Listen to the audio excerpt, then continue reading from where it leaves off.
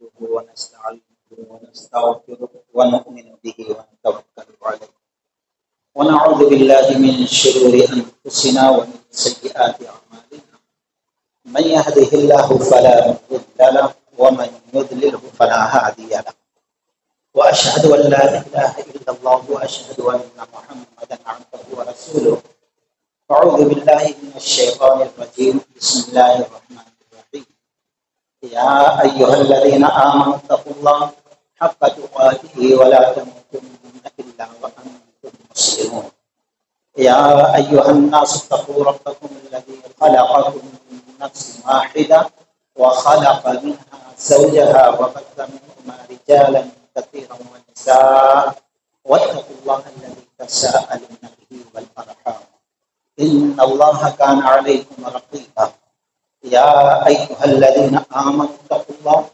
وقولوا قولا سديدا يصلح لكم أعمالكم ويغفر لكم ذنوبكم ومن يطع الله ورسوله فقد فاز فوزا عظيما أما بعد فإن خير الحديث كتاب الله وخير الهدي هدي محمد صلى الله عليه وسلم وشر الأمور محدثاتها وكل محدثة بدعة وكل بدعة ضلالة وكل ضلالة في النار وعدهم وقل لهم في أنفسهم قولا بليغا رب اشرح لي صدري ويسر لي أمري واحلل عقدة من لساني يفقهوا قولي. تمام قسم کی تعریف رب العالمین کے لیے سزاوار ہے. بعدہ درود السلام کا تحفہ اللہ کے حبیب محمد رسول اللہ صلی اللہ علیہ وسلم پر. امام احمد بن حنبل رحمۃ اللہ علیہ مسند احمد کے اندر اور امام ترمذی علیہ الرحمہ ترمذی شریف کے اندر نقل کرتے ہیں. راوی ایک ننھے منھے صحابی عبداللہ بن عباس رضی اللہ تعالی عنہ یہ کہتے ہیں کہ ایک بار میں اللہ کے نبی صلی اللہ علیہ وسلم کا ردیف تھا، یعنی اللہ کے نبی صلی اللہ علیہ وسلم نے اپنی سواری پر اپنے پیچھے ان کو بٹھا رکھے. سواری چل رہی تھی کہ اسی درمیان آپ نے کہا یا غلام. عام طور پر عرب کے لوگ چھوٹے معصوم ننھے منھے نابالغ بچوں کو غلام کہتے ہیں. تو گویا اس وقت یہ کم عمر تھے، چھوٹے تھے، کیونکہ جب رسول اللہ صلی اللہ علیہ وسلم کی وفات ہوئی تو اس وقت ان کی عمر تقریباً 14 سال کی تھی قریب. تو جب یہ واقعہ پیش آیا، یہ حدیث تو ظاہر بات ہے کئی سال پہلے کی ہے، تو اس وقت چھوٹے ہی عمر کے تھے.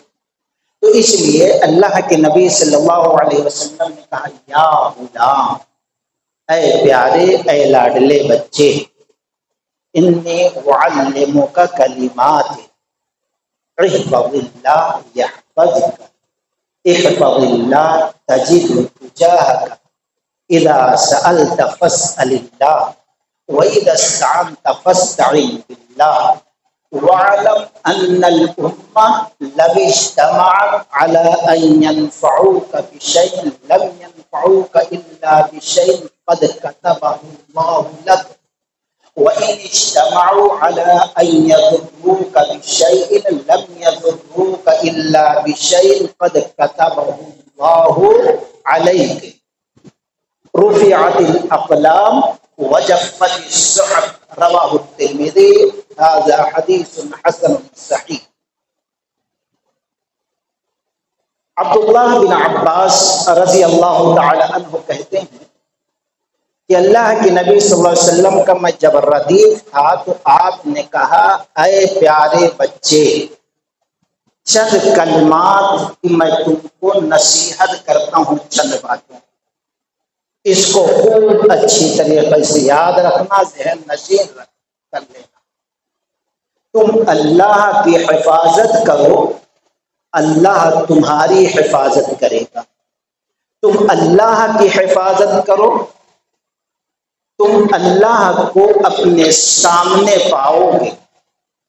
جب تم کو سوال کرنا ہے تو اللہ ہی سے سوال کرو، جب مدد مانگنا ہے تو اللہ ہی سے مدد مانگو، اور خوب اچھی طریقے سے اس بات کو جان لو، یعنی اپنے عقیدے میں اس کو شامل کر لو، اپنے دل دماغ میں اس کو پیوست کر لو۔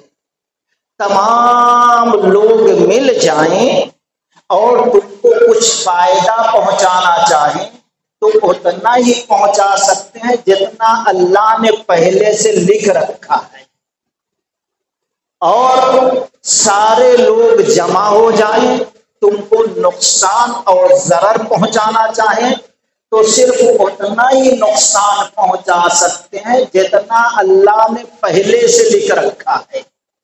رفعت الاقلام، قلم اٹھا لی گئی اور سیاہی خشک ہو گئی، یہ ہے حدیث کا مفہوم۔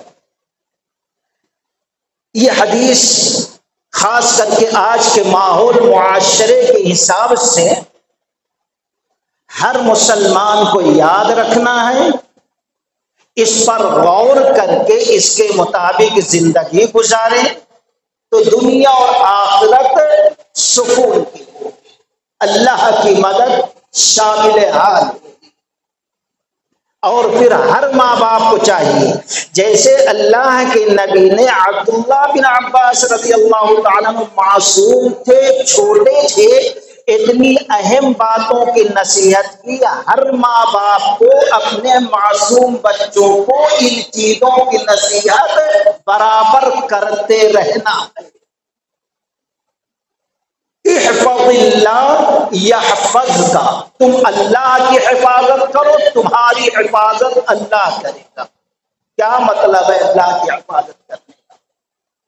مطلب یہ ہے کہ جو اللہ تبارک و تعالی نے تمہیں حکم دیا ہے، شریعت دیا ہے، قانون دیا ہے، اللہ کے حکم کو تسلیم کر لو اور قبول کر لو، دل سے، عمل سے، زبان کے ذریعے سے، اور اس کے مطابق تم عمل کرتے رہو، اور اس میں حد سے تجاوز نہ کرو، یعنی جو چیزیں اس شریعت میں نہیں ہے دین سمجھ کے، ثواب سمجھ کے اس کے اندر داخل نہ کرو، شامل نہ کرو، اس پر عمل نہ کرو، اور اچھائیوں پر عمل کرو، اور جن چیزوں سے روک دیا گیا ان چیزوں سے رک جاؤ، اور انہی چیزوں کی تم دنیا کے اندر لوگوں کے سامنے پیغام رکھو، انہی چیزوں کی تبلیغ بھی کرو۔ اس کا فائدہ کیا ہوگا؟ احفظ اللہ تجد تجاہ کا، جب تم اللہ کی شریعت کی حفاظت کرو گے تجد تجاہ کا، تم اس کو اپنے سامنے پاؤ گے، یعنی تم اپنے سامنے رب کو پاؤ گے۔ مطلب یہ ہے رب العالمین تمہاری مدد کرے گا، تمہاری حفاظت کرے گا۔ اللہ سے جو تم نے امید بات رکھی ہے کہ اللہ تعالی ہماری زندگی سکون اور قرار کی ہو، اللہ تعالی دشمنوں پر ہم کو غالب رکھے، اللہ ہم کو عزت عطا فرمائے، اللہ لوگوں کے دلوں میں ہمارے لیے محبت پیدا کر دے، اللہ عذاب قبر سے، قبر کی تنگی سے، قبر کی وحشت سے، قبر کی ہولناکی سے، قبر کے ازدوں کیڑے مکوڑوں سے بچائے تو اللہ بچائے گا، اور پھر آخرت میں اللہ کی رحمت کی امید ہے تو رب رحمت بھی عطا کرے گا، اللہ نبی کی شفاعت بھی عطا کرے گا، اللہ پل صراط بھی پار کرا دے گا، اللہ دوزخ سے بچا لے گا، اللہ جنت الفردوس میں داخلہ فرما دے گا۔ غرضے کی جو بھی امیدیں مومنوں کی اللہ کے ساتھ لگی ہے اللہ اس کی امید کو پورا کرے گا، شرط یہ احفظ اللہ، وہ اللہ کی حفاظت کرے، یہ فائدہ ہوگا دوستو۔ احفظ اللہ تجد تجاہ کا، تم اللہ کی حفاظت کرو، جو امید رب سے تم نے باندھ رکھی ہے اللہ اس امید کو پورا کر دے گا۔ اور پھر آگے اگر تم اللہ سے کٹو گے تو اللہ کے نبی نے فرمایا وَعَلَمْ أَنَّ الْأُمَّةَ لَوِ اجْتَمَعَتْ، خوب اچھی طریقے سے جان لو اے بیٹے کہ چاہے پوری دنیا جمع ہو جائے، ساری مخلوق، ساری بادشاہت، سارے ممالک، اور تم کو کچھ فائدہ پہنچانا چاہیے تو بس اتنا ہی پہنچا سکتے جتنا اللہ نے لکھ دیا ہے، یعنی تقدیر پر ایمان ڈالو، اور نقصان بھی پہنچانا چاہے اتنا ہی پہنچا سکتے جتنا اللہ نے لکھ دیا ہے۔ یہ فائدہ نقصان ہمارے ہاتھوں کی کمائی ہوتی ہے۔ آج ظالم لوگ ہمارے اوپر مسلط ہیں، مہنگائی کا سلسلہ بڑھ رہا ہے، رزق تنگ ہو رہا ہے، لوگوں کے اندر مفاد پرستی، خود غرضی آ گئی ہے، بھائی بھائی کا ہمدرد نہیں ہے، دوست دوست کا خیر خواہ نہیں ہے، ظالم لوگ ہمارے اوپر مسلط ہے۔ تو اللہ ایک ہی جواب دیتا ہے، اگر خشکی میں پوری دنیا میں کوئی آفت آتی ہے یا کہ سمندر میں کوئی آفت آتی ہے جانوروں پر، بما کسبت ایدی الناس، کو تمہارے ہاتھوں کی کمائی کی وجہ سے، تمہارے کرتوت کی وجہ سے، بما کسبت ایدی الناس، یہ ہمارے اعمال کا نتیجہ ہوا کرتا ہے، اسی کے مطابق اللہ نے تقدیر لکھ دی ہے۔ رفعت الاقلام، قلم اٹھا لی گئی اور سیاہی خوش ہو گئی۔ اس حدیث میں 4 باتیں اہم ہیں دوستو۔ ایک تو تم اللہ کی حفاظت کرو، اللہ تمہاری حفاظت کرے گا، ایک، اور دوسرے جب مانگنا ہے، یہاں سوال سے مطلب مراد دعا کرنا ہے۔ الدعاء مخ العبادہ، دعا عبادت کا مقصد ہے، ساری عبادتوں کا مقصد دعا کرنا ہے، لیکن آج انسان دعا سے بہت دور ہے۔ کبھی ضرورت پیش آئی، کبھی پریشانی پیش آئی، کبھی مشکل پیش آئی، جب یہ دعا کرتا ہے، جبکہ دعا ایک اہم عبادت ہے، بڑی عبادت ہے، سب سے بڑی عبادت ہے، عبادت کا مقصد ہے، عبادت کی جان ہے، روح ہے، اور عبادت صرف اللہ کی ہے، کسی اور کی نہیں۔ نہ آستانوں میں کوئی ہاتھ پھیلائے، نہ درگاہوں کے سامنے کوئی سر جھکائے، نہ ولیوں سے بزرگوں سے پڑھا ہوا دھاگا لے کر باندھے۔ مانگنا ہے اذا سألت فاسأل اللہ، جب دعا مانگنا ہے تو صرف اور صرف اللہ ہی سے مانگے، کسی اور سے نہ مانگے۔ ناجائز اور حرام شرک ہے دوستو، ڈائریکٹ رب سے دعا، یہ قرآن بھی کہتا ہے، نبی کا فرمان بھی کہتا ہے، نبی کا عمل بھی کہتا ہے، فاسأل اللہ۔ فائدہ کیا ہوگا؟ صرف پریشانیوں میں نہیں مانگنا، بلکہ اس کی دعا جلدی قبول ہوتی، اس کی دعا میں زیادہ اثر ہوتا ہے جو خوشحالی میں بھی دعا مانگتا رہتا ہے۔ اگر ہم چاہتے ہیں جب ہم پریشان ہوں، تکلیف میں ہو، اس وقت رب سے دعا مانگے تو رب قبول کرے، تو ہمیں چاہیے جب امن سکون کی خوشحالی کی زندگی ہو، صحت مندی کے اعلیٰ صحت میں ہو، جب بھی دعا مانگتے رہے۔ حضرت یونس علیہ السلام کے بارے میں حافظ ابن کثیر علیہ الرحمہ نقل کرتے ہیں، اللہ نے ان کو نبی بنایا تھا، اپنے علاقے میں دعوت و تبلیغ کر رہے تھے، بیزار ہو گئے، انسانی فطرت ہے، جو کام کرتا ہے اگر اس کے اندر فائدہ نہ دکھے، اثر نہ ہو تو انسان گھبرا جاتا ہے، پریشان ہو جاتا ہے، بیزار ہوتا ہے۔ بلا رب کی اجازت سے، بلا رب کے پوچھے وہ بستی چھوڑ کر چلے گئے، جاؤ یہ لوگ بات نہیں مانتے اس لیے چھوڑ دے رہا ہوں۔ ایسے وقت میں جب چھوڑ کر چلے گئے تو اللہ ناراض ہو گیا۔ مشہور واقعہ ہے، سمندر میں ڈال دیا گیا، اللہ نے مچھلی کو حکم دیا اپنا نوالا بنا دے۔ جب پیٹ میں گئے تاریکی در تاریکی، ایک پانی کے نچلے حصے میں پانی کی تاریکی، دوسرے مچھلی کے پیٹ میں یہ تاریکی۔ ایسے وقت میں انہوں نے رب سے دعا مانگی، لا الہ الا انت سبحانک انی کنت من الظالمین۔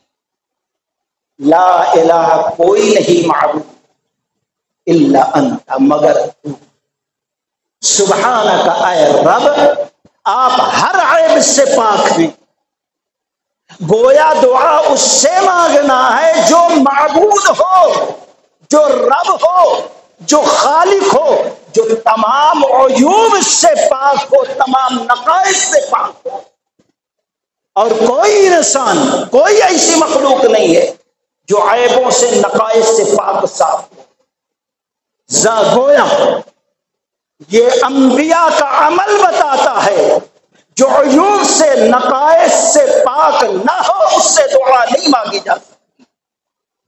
لا الہ الا انت، نہیں ہے کوئی معبود مگر تو، اور تو تمام عیوب سے اور نقائص سے پاک صاف مبرہ منزہ ہے۔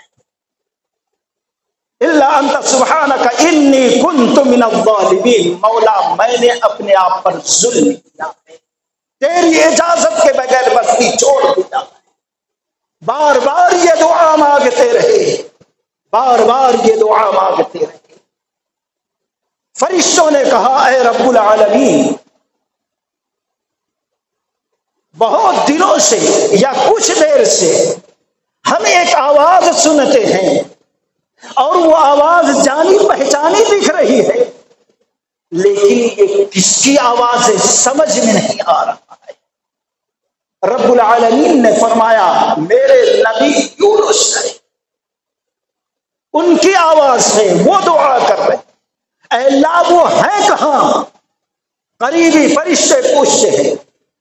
رب العالمین کہتا ہے مچھلی کے پیٹ میں ہے، مشکل میں ہے، مصیبت میں ہے، پریشانی میں ہے۔ ایسے وقت میں فرشتے کہتے ہیں رب العالمین جب مشکل میں ہے تو مشکل سے نجات دے، دعا میں اثر پیدا کر دے، دعا قبول فرما لیجیے، رحم فرمائیے، کیونکہ یہ یونس علیہ السلام وہ ہیں جو خوشحالی میں بھی آرام سے تھے، جب بھی امن و سکون کی زندگی گزر رہی تھی، جب بھی وہ آپ سے دعائیں مانگا کرتے تھے۔ آج پریشانی میں ہے تو ان کی دعا آپ کو قبول کرتے۔ رب العالمین یونس علیہ السلام کی دعا قبول کرتے تھے، اور مچھلی کو حکم دیتے ہیں ان کو باہر لے جا کے ڈال دے۔ مچھلی نے ڈال دیا۔ غور کریں اس واقعہ کے اندر، اگر ہم امن و سکون کی زندگی گزار رہے ہیں، ایسے وقت میں کثرت سے دعائیں مانگیں گے، پریشانی کے عالم میں جب ہمارا ہاتھ اٹھے گا تو رب کی رحمت جوش میں آنے میں جلدی کرے گی، اور اللہ ہماری دعائیں قبول کر کے ہمیں آفات، مصیبت، بلیات سے نجات دے گا۔ اذا سألت فاسأل اللہ، رزق دینے والا وہ، دشمنوں پہ غلبہ دینے والا وہ، اولاد دینے والا وہ، بیماری سے شفا دینے والا وہ، مشکل کشا وہ، حاجت روا وہ، ظاہر اور باطن کا جاننے والا وہ، زور سے اور آہستہ سننے والا وہ۔ مانگنا ہے تو نبی نے فرمایا اذا سألت فاسأل اللہ، صرف اسی سے مانگنا، گویا اس کے علاوہ کسی اور سے دعا نہیں مانگنا ہے۔ تو یہ چار چیزیں اہم ہیں دوستو اس حدیث کے اندر۔ اور پھر کہا گیا تقدیر لکھ دی گئی، قلم اٹھا لی گئی، اور پھر جن صحیفوں پہ لکھا گیا تھا وہ خشک بھی ہو چکا ہے، وہ مٹایا نہیں جا سکتا، کسی کی تقدیر میں اب تبدیلی نہیں ہو سکتی، جو ہونا ہے ہوگا، جو ملنا ہے ملے گا۔ انسان کو چاہیے کہ وہ جد و جہد کرے اور کوشش کرے اور عمل کرے، یہ نہیں کہ تقدیر پر یقین کر کے بیٹھ جائے۔ تدبیر بھی ہے اور تقدیر بھی ہے۔ وَأَلَّيْسَ لِلْإِنسَانِ إِلَّا مَا سَعَىٰ، انسان کے لیے وہی ہے جو کوشش کرے۔ دوستو اس حدیث کو بڑے اختصار کے سامنے میں نے آپ کے سامنے رکھا۔ آج کا دور دیکھیے اور اس حدیث کے اندر جو ہم کو سبق دیا گیا اس پر غور کریں، اور مسلمان عصر حاضر میں موجودہ دور میں کس ذلت کا سامنا کر رہے ہیں اس پر بھی نظر ڈالیں۔ اگر ہم چاہتے ہیں، مثال کے طور پر آج 13 تاریخ کو ووٹ بھی ہے، ہم کچھ کہہ لیتے ہیں، کچھ سن لیتے ہیں، فلاں آئے فلاں آئے زبان، لیکن ہم چاہتے ہیں کہ ہمارا جو کھلا ہوا دشمن ہے، جو اسلام کو اور مسلمان کو مٹانا چاہتا ہے، وہ شکست خوردہ ہو جائے، تو سب سے پہلے ہمیں اللہ تبارک و تعالی سے تعلق مضبوط کرنا پڑے گا، اور وہ کیا؟ احفظ اللہ یحفظک، اللہ کی شریعت کی حفاظت کرو، اللہ تمہاری حفاظت کرے گا۔ رب العالمین نے فرمایا وَلَيَنْصُرَنَّ اللَّهُ مَن يَنْصُرُهُ إِنَّ اللَّهَ لَقَوِيٌّ عَزِيزٌ، جو شخص اللہ کی مدد کرتا ہے، وَلَيَنْصُرَنَّ اللَّهُ مَن يَنْصُرُهُ، اس کی مدد کی جاتی ہے اللہ کی جانب سے۔ اور یاد رکھنا ان اللہ لقوی عزیز، اللہ بہت قوت والا بھی ہے اور اللہ غلبے والا ہے۔ اللہ سے بڑا کوئی طاقت والا نہیں ہے، اللہ سے بڑا کوئی غلبے والا نہیں ہے۔ اور پھر اللہ تعالی ایمان والوں کی صفت بیان کرتا ہے، جن کی اللہ مدد فرمائے گا، جن کو اللہ دشمنوں پر غلبہ دے گا، جن کو اللہ قوت دے گا۔ الذین ان مکناہم فی الارض اقاموا الصلاۃ وآتوا الزکاۃ وامروا بالمعروف ونہوا عن المنکر وللہ عاقبۃ الامور، سورہ حج۔ جب ان لوگوں کے قدم جما دیے رب نے، اگر اقاموا الصلاۃ، نماز کی پابندی کریں گے، اور زکوٰۃ صحیح معنوں میں نکال کر اپنے کمزور مسلمانوں کی مجبوری کو دور کر کے مضبوط کریں گے، ان کی پریشانیوں کو دور کریں گے۔ لئن اقمتم الصلاۃ وآتیتم الزکاۃ وامروا بالمعروف، اور اچھائیوں کا حکم دیتے رہیے، تبلیغ کرتے رہیے، ونہوا عن المنکر، اور پھر برائیوں سے، گناہوں سے روکیں گے۔ وَلِلَّهِ عَاقِبَةُ الْأُمُورِ، تمام امور اللہ کے ہاتھ میں، تمام معاملات کا انجام رب کے ہاتھ میں، یعنی کسی مخلوق کے ہاتھ میں کوئی اختیار نہیں، کوئی تمہارا کچھ بگاڑ سکتا، چاہے آسمان کا معاملہ ہو، زمین کا معاملہ ہو، کوئی کچھ نہیں بگاڑ سکتا، نہ دین کے معاملے میں اور نہ دنیا کے معاملے میں۔ تمام امور وللہ عاقبۃ الامور، اللہ کے ہاتھ میں ہے۔ لیکن ہم عمل کریں گے شریعت پر تو اللہ ہماری مدد کرے گا۔ مطلب یہ اگر مدد نہیں کریں گے تو اللہ ہماری مدد نہیں کرے گا۔ نقصان کیا ہوگا دوستو؟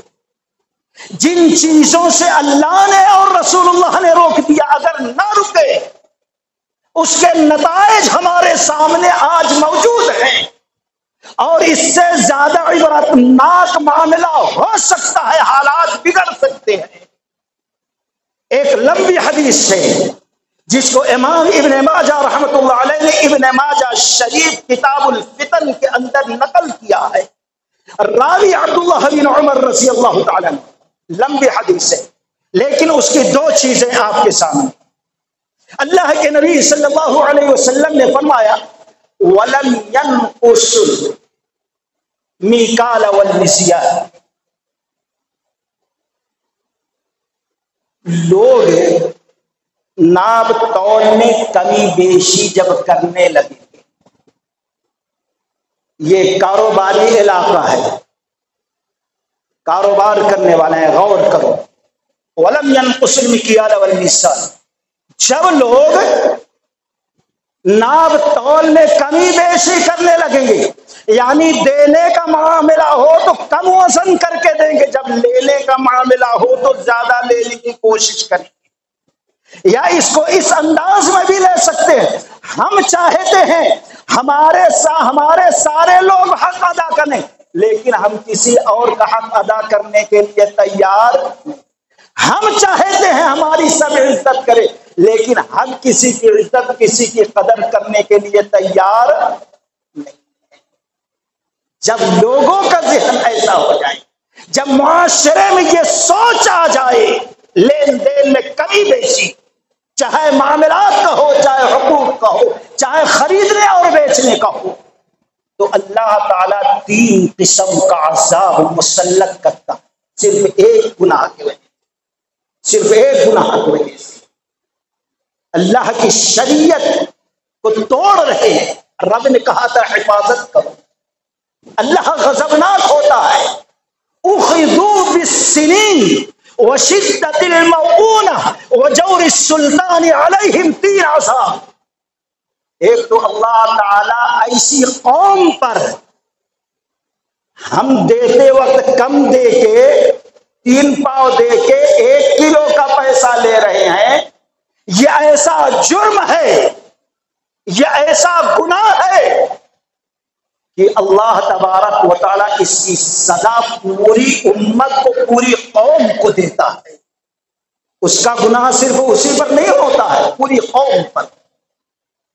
کیوں نبی نے فرمایا اخذوا بالسنین وشدت المؤونہ وجور السلطان علیہ، ایک عذاب قوم پر یہ مسلط ہوتا ہے کہ قحط سالی اللہ مسلط کر دیتا ہے، یعنی بارش، جب بارش نہیں ہو تو کھیتوں میں چیزیں مشکل سے پیدا ہوئی تو کرایہ بھی مہنگا، اور پھر 20 روپے کلو ٹماٹر جو ہے 150 روپے کا خریدنا پڑتا ہے، واہ ویلا شروع ہو جاتا ہے۔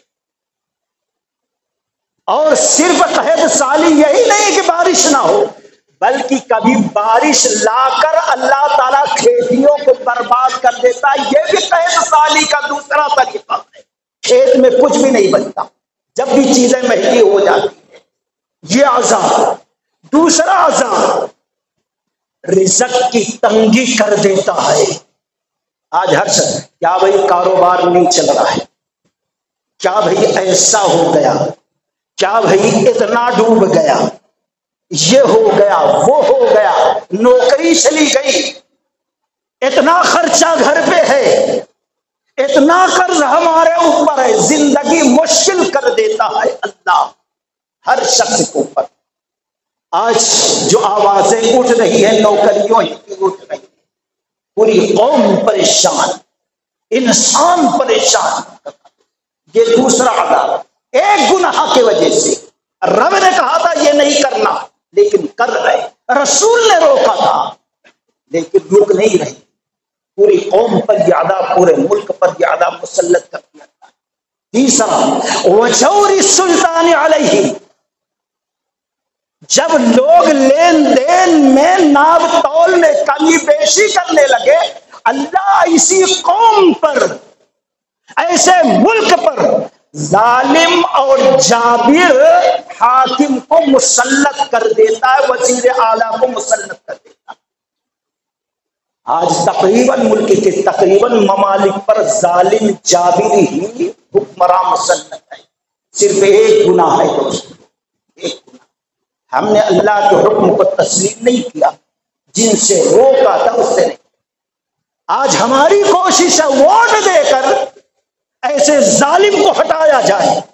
اگر ہم چاہتے ہیں ویسا ظالم ہٹے تو رب کی مدد لینا ہوگا. رب کی مدد لینا ہے تو اللہ و رسول نے جن چیزوں سے روک دیا ہے ان چیزوں سے اپنے ایمان کو، اپنی زندگی کو بچا لیں، اس کو ترک کر دیں.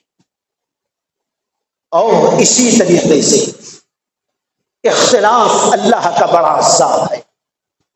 آج کتنی بڑی بدبختی ہے ہماری، کتنی بڑی بدبختی ہے کہ کہیں پر 80-90% بھی اگر مسلمان ہیں، کئی ایسے مقام ہیں 20% غیر ہیں، لیکن الیکشن میں ووٹ میں غیر آتا ہے، مسلمان نہیں آتا. کیوں؟ اختلاف. دوستو آج بھی جو ووٹ ہونے جا رہا ہے 13 تاریخ کو، اس میں مسلمانوں کو اپنا فائدہ نہیں دیکھنا ہے، قوم کو دیکھنا ہے. قوم کو بچانے کی، ایمان کو بچانے کی کوشش کرنا، متحد ہونے کی ضرورت. اللہ تبارک و تعالی نے سورہ انفال میں کہا وَأَطِيعُوا اللَّهَ وَرَسُولَهُ، اور نبی نے اسی حدیث کے ایک ٹکڑے میں کہا، لمبی حدیث ہے، کب اختلاف ہوتا ہے؟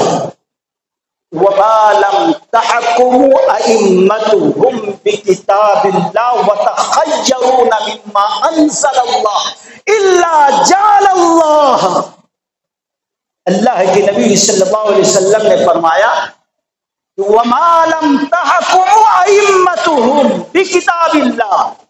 جب امام لوگ، امام کس کو کہتے؟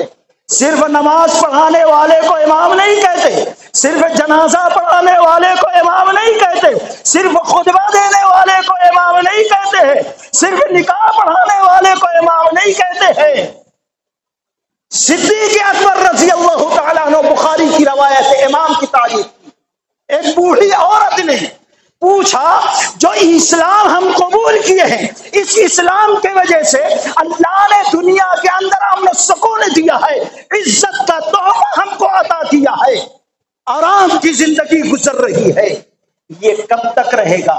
انہوں نے کہا جب تک تمہارے ائمہ اچھے رہیں گے. پوچھا ائمہ امام سے کیا مراد ہے؟ کہا تمہاری بستی میں، تمہارے علاقے میں، تمہارے قبیلے میں کوئی ایسا ہے جس کی لوگ بات کو قبول کرتے ہوں؟ کہا ہاں. کہا امام وہی ہے. معلوم یہ ہوا امام وہ ہوتا ہے جو نماز پڑھاتا ہے، امام وہ ہوتا ہے جو مسئلہ بیان کرتا ہے، امام وہ ہوتا ہے جو وزیر اعلیٰ ہوتا ہے، امام وہ ہوتا ہے جو مسجد کا صدر ہوتا ہے، امام وہ ہوتا ہے جو جماعت کا صدر ہوتا ہے، امام وہ ہوتا ہے جو وزیر اعلیٰ ملک کا ہوتا ہے، خلیفہ ہوتا ہے، بادشاہ ہوتا ہے، امام وہ ہوتا ہے جو کسی تنظیم کا بڑا اور صدر ہوتا ہے. یہ سب کے سب امام ہیں دوست. ہر مرد اپنے گھر کا امام ہے. جس شخص کی بستی میں چلتی ہو چند لوگ اس کے بات کو قبول کرتے ہو، لیڈر ہو چاہے چھوٹا ہی، وہ امام ہوتا ہے. وَمَا لَمْ تَحْكُمْ أَئِمَّتُهُمْ بِكِتَابِ اللَّهِ.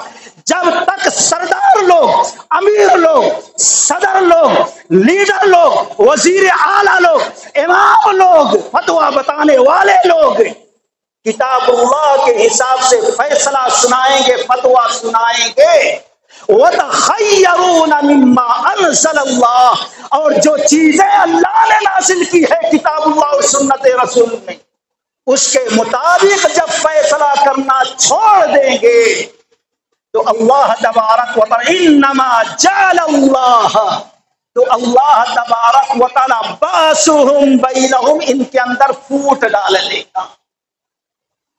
آج ہر مسجد میں، ہر تنظیم میں، ہر مدرسے میں، ہر قوم میں، ہر ملک میں اختلاف اختلاف اختلاف. چند باتیں اپنانے سے اختلاف نہیں ملتا، کیونکہ یہ اختلاف اللہ نے عذاب کے طور پر ڈالا. کیوں ڈالا ہے؟ قرآن و حدیث کے مطابق فیصلہ لوگوں میں نہ کرنے کی وجہ سے۔ اور رب نے سورہ انفال میں کہا وَأَطِيعُوا اللَّهَ وَرَسُولَهُ، اطاعت کرو اللہ کی و رسول کی، وَلَا تَنَازَعُوا فَتَفْشَلُوا، اور تم آپس میں اختلاف نہ ڈالو۔ مطلب یہ ہے جب کسی جگہ کتاب اللہ اور سنت رسول اللہ کے مطابق نہیں معاملات ہوتے ہیں تو ایسے وقت میں اختلاف وہاں ہو جاتا ہے، قوم اختلاف کر دیتی ہے۔ جب اختلاف ہوا اللہ و رسول کے حکام کی پابندی نہ کرنے کی وجہ سے فتبشلوا، تو اللہ تعالیٰ کہہ رہا ہے ہم بزدل بنا دیتے ہیں، وہ قوم بزدل ہو جاتی ہے۔ آج ہم پر بزدلی کیوں مسلط ہے؟ اللہ و رسول کے حکام پر عمل نہ کرنے کی وجہ سے اختلاف آ گیا، اختلاف آ گیا تو ہر شخص بزدل بن گیا۔ اپنوں کے لیے شیر ہے کمینہ، لیکن غیروں کے لیے بکری اور بلی بن گیا ہے۔ فتبشلوا، ایک عذاب کا نتیجہ یہ تمہارے سامنے آئے گا، تم بزدل بنو گے، بلی بن کر زندگی گزارو گے، غیروں کے سامنے تمہارے دامن پھیلے رہیں گے، سر جھکے رہیں گے، آواز پست ہوگی، ایک یہ نتیجہ نکلے گا فتبشلوا، بزدل بن جاؤ گے، وتذهب ريحكم، اور تمہاری ہوا، تمہارا رعب جو تھا اللہ لے کر چلا جائے گا، کوئی ہوا تمہاری نہیں رہے گی، کوئی رعب نہیں، کوئی وزن نہیں تمہارے اندر، کوئی تمہاری عزت، کوئی مقام مرتبہ نہیں رہے گا۔ فتبشلوا وتذهب ريحكم، تمہاری ہوا اکھڑ جائے گی۔ واصبروا ان اللہ مع الصابرین، اے ایمان والو ہمیشہ اللہ و رسول کی شریعت کی پابندی کرو، اور خاص کر کے جب تمہارے دشمنوں کا سامنا ہو، ایسے وقت میں اللہ و رسول کی اطاعت کو مضبوطی سے تھام لو، اور مضبوطی سے تھامنے میں، دشمن کے سامنے سینہ تان کر ٹھہرنے میں، جو تکالیف آئے، جو مصیبتیں آئیں، جو پریشانی آئے، جھیل لینا۔ واصبروا ان اللہ مع الصابرین، تکلیفوں پر صبر کرنے کی وجہ سے تم کو اللہ کا ساتھ نصیب ہوگا، تم کو اللہ کی مدد اور تائید نصیب ہوگی۔